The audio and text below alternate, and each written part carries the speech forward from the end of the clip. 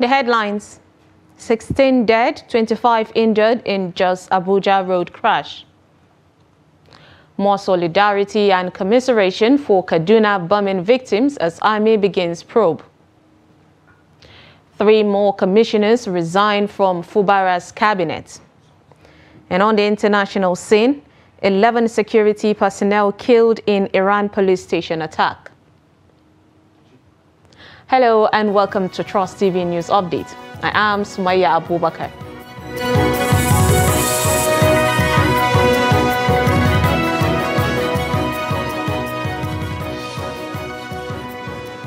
Thank you for joining us, and now the details. Now, 11 people were reported dead after a trailer loaded with goods and passengers nosedived into a gully on the Abuja-Jos highway on Thursday evening. The accident, which occurred at the Hawan Kibo village of Jos South local government area of Plateau State, also left at least 30 persons injured. The Plateau sector commander of the Federal Road Safety Corps, Alphonsus Godwin, who confirmed the accident in Jos, said the trailer was heading to the south from Kano when the accident occurred. According to Godwin, the crash occurred as a result of brake failure and overloading. Former Vice President Namadi Sambo has commended the federal government for its determination to probe the military airstrike at Tudimbiri village in Igabi local government area of Kaduna State. He made the commendation when he paid a condolence visit to the governor Uba Sani of Kaduna State following the military tragedy. The report. Sambo, who was also a former governor of the state, said a profile investigation into the Tudimbiri bombing incident will not only identify the cause of the accidental bombing, but also ensure that such mistakes do not occur in the future. While commiserating with victims and members of Tudimbiri community, Sambo commended the Governor Sani and President Bola Tinubu for their prompt response and support to the victims so far, as well as ensuring that all victims are well compensated.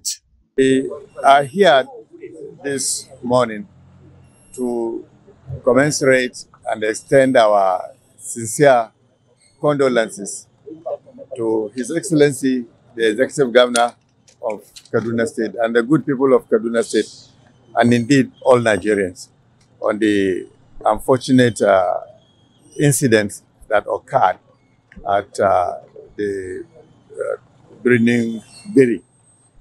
And I pray that Almighty Allah will grant Al-Jannah Firdaus for those that have lost their lives, and those that got wounded will get well soon. Also speaking on the unfortunate incident, the Emir of Zazzau, Ahmed Nuhuba Mali, who accompanied the former vice president on the condolence visit, admonished Nigerians to desist from making inflammatory statements and allow the authorities to come off with a position on the incident. I think His Excellency, the Vice President, has spoken so well, so eloquently on this matter, and we share the same view that independent inquiry will be made, which His Excellency the Governor has confirmed, and also the President himself. So we are optimistic and we're hopeful that this will be done within a very limited period of time. On his part, Governor Sani expressed optimism that victims of the military airstrike will get justice and be adequately compensated by the federal government. Most importantly, President Aswajibola Tinubu have assured everyone, and he shown leadership in what happened by initiating investigation and probe into the incident. The accidental bombing claimed over 85 lives and left several others injured. Bella Musa, Trust TV News, Kaduna. The wave of resignations that has hit the Rivers State Executive Council has continued as 3 more commissioners have joined the fray. After 4 resignations from Governor Siminalayi Fubara's cabinet on Thursday, the Commissioners for Housing, Gift Warlu, Commissioner for Education Chinedu Mmom, and Commissioner of Transport Jacobson Mbina resigned on Friday. In his later address to the governor, Warlu said his resignation as the Commissioner for Housing is because of personal reasons that required immediate attention. In his own letter, Mmom said he resigned his appointment as Commissioner for Education on personal reasons. Recall that the gale of resignation started on Thursday with Attorney General and Commissioner for Justice Zacchaeus Adango, whose resignation later was dated November 14, 2023. He was followed by the Ministry of Social Welfare and Rehabilitation Commissioner Nemi Aguma, Commissioner for Works George Kelly Alabo, as well as the Finance Commissioner Isaac Kamalu. The new resignations leave the number of exited appointees at 7. Meanwhile, the political crisis in Rivers State continues to unfold with more intrigues across the polity, with the opposition party, the APC, joining the legal battle.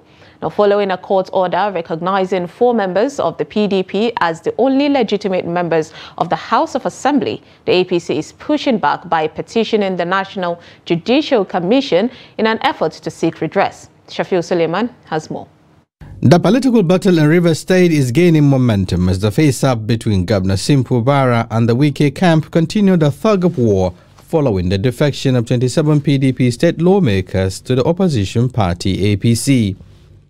The All Progressives Congress APC in the state is now challenging the order of a high court that paved the way for a 4-member state assembly to sit and receive the 2024 budget proposal, in addition to declaring the defected member seats vacant. The 4 persons who sat and claimed to have declared the seat of 27 persons are even in error. It's illegality. They don't qualify. That house ought not to meet at all. Even the governor also would say that the governor must not try any illegality, because we as a political party, we are the watchdog. We will fight within all legal means, within all legitimate means, to ensure that the right things are done. While blaming the raging political crisis in the state on Governor Simpu Bara, the Rivers State APC described both actions taken by the governor, faction of the PDP, and the court order as unacceptable, stating that the party will challenge the outcome through a petition to the National Judicial Council (NJC). As a party, it is clear to say to you that we will petition. In fact, I had given instruction to the legal advisor of our party at the state level to petition the judge before the NJC, because that is what it is. The judge will petition for giving that Jankara order against the decision of the NJC, and as a party, we will resist it. As the political temperature in Rivers State continues to rise, it remains to be seen whether a compromise can be reached to avoid further disruption to the polity. Shafiu Suleiman, Trust TV News, Abuja.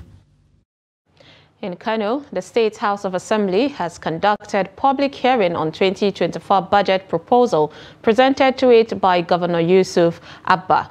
The House Committee on Appropriation organized the hearing to aggregate inputs of all the stakeholders in the budget. Trust TV's correspondent Idris Jibrin reports that over 30 civil society organizations from the 44 local government areas of the state presented memoranda to the Assembly. His report. Nearly 1 month after Governor Abba Kabir presented the 2024 appropriation bill to the State Assembly, these representatives of communities and civil society organizations are here to present their demands before the House Standing Committee on Appropriations. This public hearing we are holding today is to allow citizens participate, express their interest in what they are needed in their constituencies. They have to express their feelings toward what is supposed to be allocated in several sectors of the budget, be it health, education, youth empowerment, rural infrastructure, capital. We have about 33 communities or civil organizations that are here with us. And we are given the opportunity to present their papers, 5 minutes, which at the end of the day will see into it where is merit, and really demand for to put in the budget. We will make that effort, inshallah. According to these speakers, over the years, their community seems to have been marginalized on several areas of infrastructural development, healthcare provisions, education, among others. We have so many demands concerning infrastructural development, such as construction of road from Kuntau to afforestation, and construction of secondary school and primary school, construction of hospitals or primary health care, and the expanding the other ones. We present a motion number 1, the road, which start from BUK New Side to Kabo, to Karaye, to Rogo local government, which is worrying our people, worrying the community of the area. Others are demanding an adjustment from the earlier proposal from the Ministry of Justice and some other special sectors of societal development in Kano. We are advocating and doing the attention of the Kano State House of Assembly to consider the unpending of the Ministry of Justice, as well as Kano State Public Complaint and the Anti-Corruption Commission, because of this poor funding. It hijack the activities of this ministry and also of this commission. Like the issue of a transformer that we need in our community, and also we have a renovation of classrooms for secondary and primary schools in the community, and also we also need the construction of roads within our community that will help us have easier access or movement. At the end of this public hearing, the expectations is that the demand of these people will be taken into account in the 2024 budget for proper implementation. Idris Jibrin, Trust TV News, Kano. Supreme Court is set to deliver judgment on Nnamdi Kanu following his prolonged detention in the custody of the Department of Security Services. Kanu was arraigned before Justice Binta Nyako after his extradition to Nigeria by the federal government. He was arraigned before the Federal High Court in Abuja on a 4-count charge of treasonable felony, conspiracy to commit treasonable felony, terrorism, illegal importation of radio equipment, and defamation of former President Muhammadu Buhari. The charges were later amended to a 15-count charge on terrorism and membership of the proscribed group. Justice Binta Nyako of the trial court had in her ruling dismissed 8 out of the 15-count charges, saying that Kanu had questions to answer in the remaining 7 charges. Dissatisfied with the ruling, Kanu appealed to the Court of Appeal. The Court of Appeal dismissed the remaining charges and ordered that Kanu be released. In a twist, the court then granted a stay of execution of its judgment after the federal court had told the court that they are appealing to the Supreme Court. The ruling today was in part disappointing and in part satisfactory. A lot of people might say it's a bit ambiguous, so I'm going to speak very briefly so that I do not preempt what is going to come out of the registry of the court. We are going to promptly apply for certified true copies of what the justice stated in court today. But some things that he made clear were as follows: that number one, Mazi Nnamdi Kanu was enjoying his bail when his house was invaded, and that was wrong. If you recall, we had obtained a judgment in 2022 at the High Court in Abia State, awarding him 1 billion. So this indirectly affirms that judgment. And that the manner of bringing him into Nigeria was also wrong. But despite all of that, the Supreme Court found cause to send this case back to the Federal High Court. And sending it back to the Federal High Court is actually called remission. And when they remit with instructions.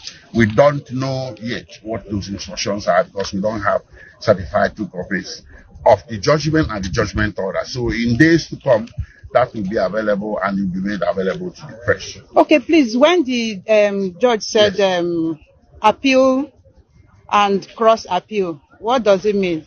Well, if government appealed against the discharge granted by the Court of Appeal and we cross appealed, okay, against the stay of execution granted by the Court of Appeal. So these were the issues. But what came out was that the revocation of his bail was wrong.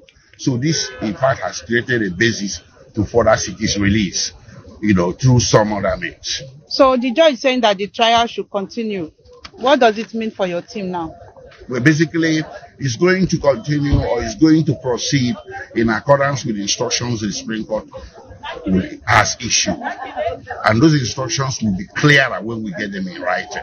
So the judge or the Federal High Court judge will have to be restricted within those. It's called a remission. So they have to carry out, the Federal High Court has to carry out the strict instructions of the Supreme Court. Okay, thank you very much. You're watching News Update on Trust TV. Coming up, Jigawa wheat farmers cry out distribution of items for irrigation. This and more after the break. Stay with us. It's time to jackpot for more fun. This season, there are loads of exciting content. Enjoy all the drama, intrigue, suspense, and romance in a wide range of telenovela series, Nollywood movies, Bollywood, kiddies program, and introducing our new kiddies channel, Boeing. After 5 years of waiting, the Nigeria Premier Football League is finally back, live and exclusively on Star Times. Enjoy more this season with our jackpot promo. Recharge 2 months on Classic or Super Bouquet and get 14 days free, or recharge 2 months and get upgraded to a higher bouquet. Wow! Recharge now and jackpot for more fun and stand a chance to win Sundial TV and other fantastic gifts. Offer runs till January 20, 2024. Terms and conditions apply. Star Times. Entertain your family. Are you interested in the latest news and developments in Nigerian politics, policy, governance, and other critical national issues? Look no further than Daily Politics on Trust TV. Our panel of experts and key people in government provide in-depth analysis and commentary on the biggest stories in Nigerian politics. And 33.3 million Nigerians are suffering from multidimensional poverty. It's a much calmer Buhari than the Buhari who was in the khaki uniform. Naira to Naira exchange rate is higher anywhere in the world.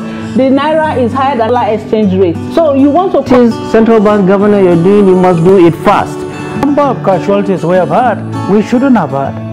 Security as far as Nigeria is concerned, we have wronged. From the inner workings of government to the latest on legislation, rule of law, implementation and democracy, we have you covered. Don't miss out on the latest political news and discussion. Tune in to Daily Politics, weekdays on Trust TV, your source for reliable and unbiased coverage of Nigerian politics.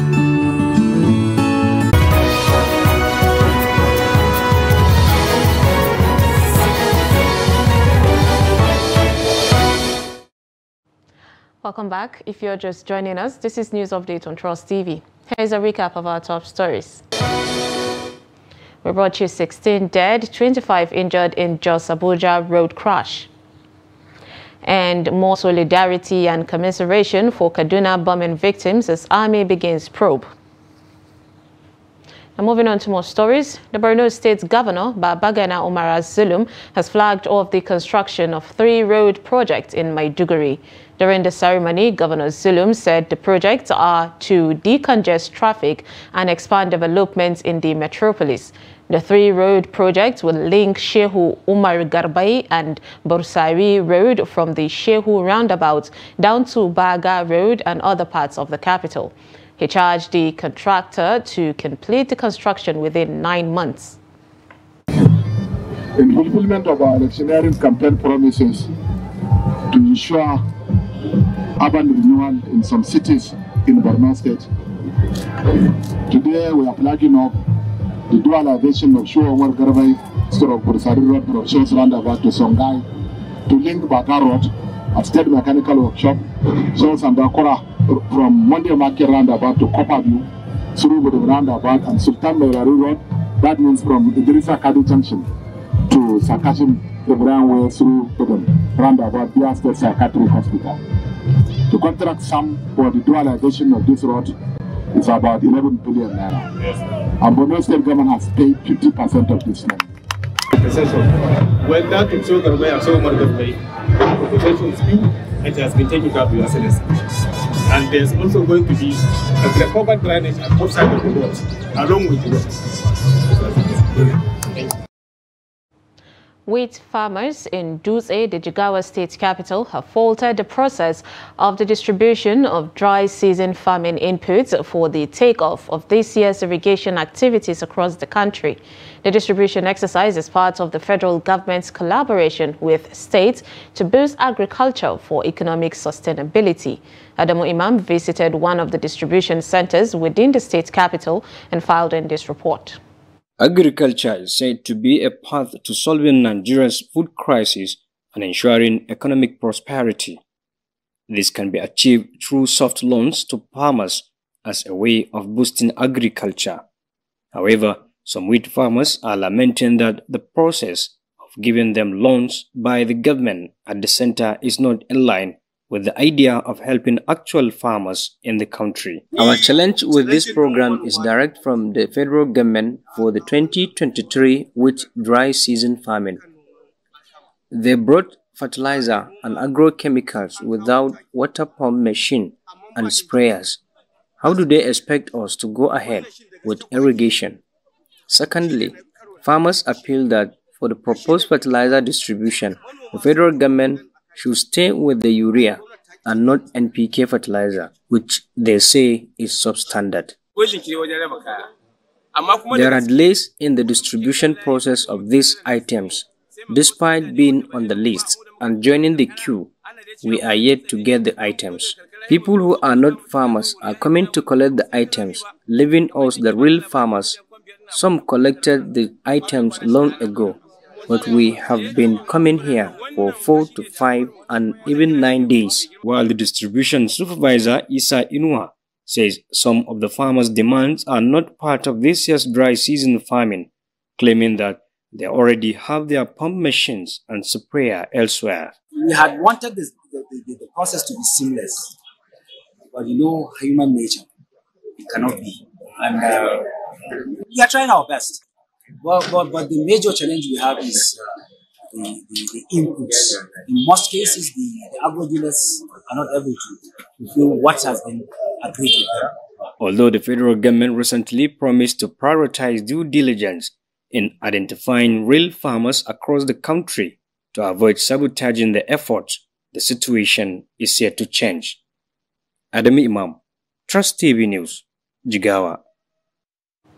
The House Committee on the National Agency for Science and Engineering Infrastructure, NASENI, has pledged to provide legislative framework to achieve national science and technology policy, which aims to achieve a robust research and development system that is managed outside the core civil service system.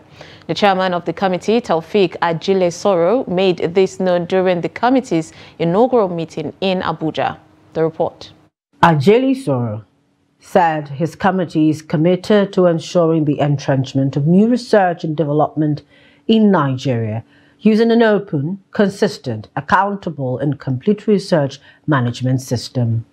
This, he said, will encourage the National Agency for Science and Engineering Infrastructure to conduct further research into other sectors that will positively impact the socio-economic life of the country. The committee will vigorously enjoin the agency to do more in their research into defense and security sector, agricultural sector, and infrastructure sector, which in turn will save and bring in the much-needed foreign earnings that will impact positively in the socio-economic development of our nation.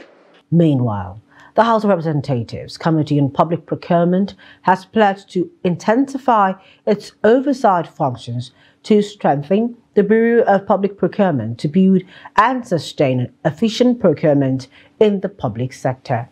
The committee stated this during the adoption of the Bureau's 2023 budget performance and its 2024 budget proposal of 2.2 billion naira.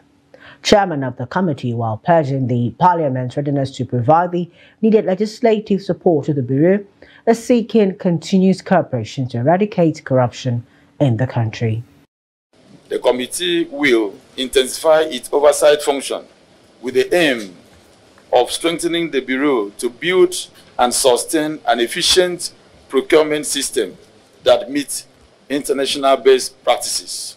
The Committee on Public Procurement has a vital role to play in the eradication of corruption in the country, as most of the corruption cases in the country can be traced to procurement processes. While I commend the already existing cordiality, let me reiterate the need for continuous cooperation of the Bureau of Public Procurement to enable us work harmoniously to ensure that all MDS observe due process, transparency, accountability in the procurements of goods and services, to ensure that all taxpayers' money are accounted for and spent judiciously. The committee believes that an efficient procurement system will create wealth and opportunities for Nigerians. And finally, from the international scene, at least 11 Iranian security personnel have been killed in an attack on a police station in the southeastern border province of Sistan Baluchistan, state television reported. The Deputy Governor of the province, Ali Reza Marhamati, said on Friday that senior police officers and soldiers were killed and injured in the Thursday attack in the town of Rask, about 1,400 kilometers southwest of the capital, Tehran. Now, a number of assailants were also killed in a shootout that ensued with the security forces, according to the state television reports. The attack was one of the deadliest in years in the region, close to Iran's border with Afghanistan and Pakistan. The Jaish al-Adil, also known as Army of Justice, a Sunni armed group, claimed responsibility for the attack. And with that, we wrap up News Updates on Trust TV. Do not forget to follow us across all our social media platforms and join our YouTube live stream for more news programs and documentaries. I am Sumaya Abubakar. Thanks for watching.